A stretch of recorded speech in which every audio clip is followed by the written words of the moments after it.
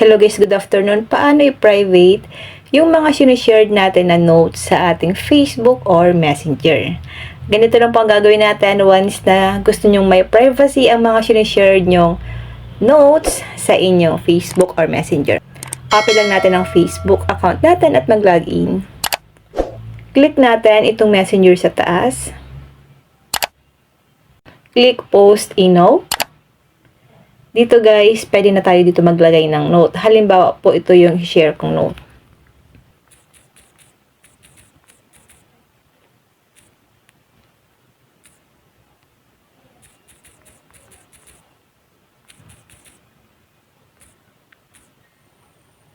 And maglagay tayo guys ng music.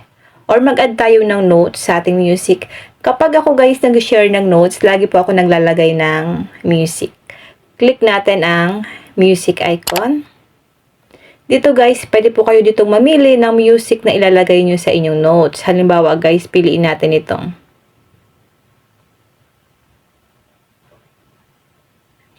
Tap lang natin ito.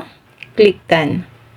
Ngayon, may makikita kayo dito sa baba na friends can see your note for 24 hours. So, ang ibig sabihin po, 24 hours lang po makikita ng mga friend natin yung ating notes. Click natin ang change audience.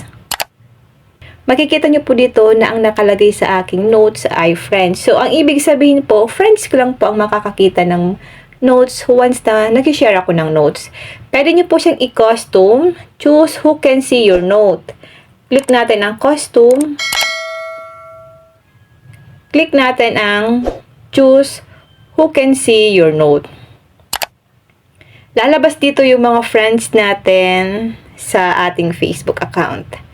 Ayan guys. Pipili lang kayo dito kung alin dito ang makakakita ng inyong note. Halimbawa guys, ito.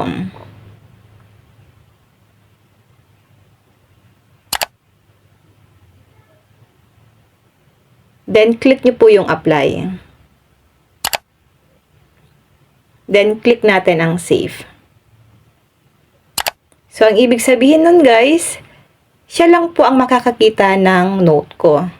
Pero ito, tatagal lang po ito guys ng 24 hours. Okay? Then, kapag okay na yan, click nyo na po ang share. Ganun lang po mag-private ng messenger notes sa ating Facebook at Messenger. Kung may natutunan ka sa aking video, huwag mong kalimutan na i-follow ako sa aking Facebook page, Positive Mind, at sa aking YouTube channel, RK Willow, para lagi kang updated sa lahat ng tips at video tutorial na ina-upload ko. Mag-comment lang po kayo sa comment section kung may mga tanong kayo. And now, thank you for watching. God bless you all.